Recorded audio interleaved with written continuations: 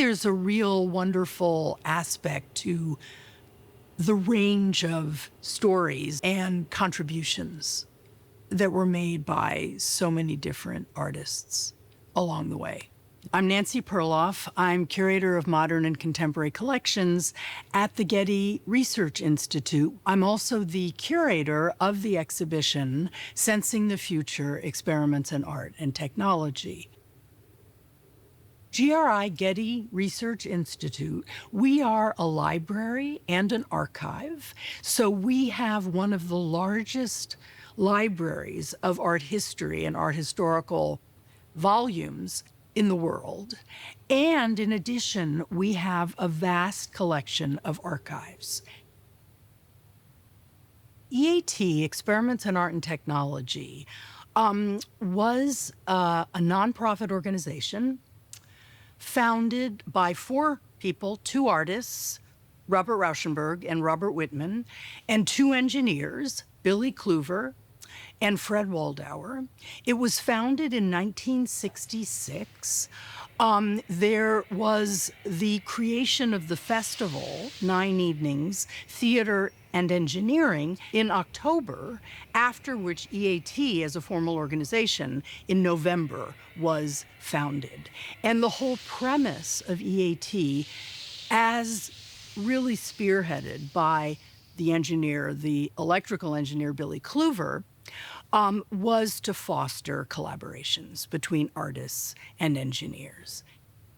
The Pepsi Pavilion was a staggering combination of technologies and collaborations. The research on this exhibition involved understanding technology well enough to be able to appreciate the kinds of collaborations that took place between the artists, and by artists I mean dancers, I mean composers, I mean visual artists, and so you have a range there, all of whom are working with technology.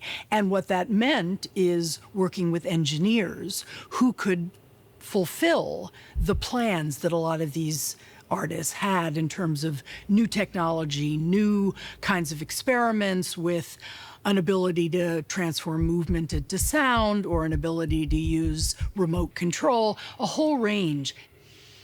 The engineers who participated were all working at Bell Labs, which was this huge telecommunications network where electrical engineers, all kinds of engineers working, were able to learn their trade and come to be in touch with artists. Pepsi was entirely immersive, where you really forgot about everything except what you heard, what you smelled, what you saw as you walked through this space. Up until 1970, when the World Expo took place, EAT was predominantly an art organization. Billy Kluver may have decided that this was a time to move broader, to move more broadly out from visual arts to projects that really started to touch on society, ways in which society could expand their vision by focusing on what was initially called projects outside art. And this meant education, housing, sustainability, the environment, a whole range of projects that brought EAT into a different kind of world.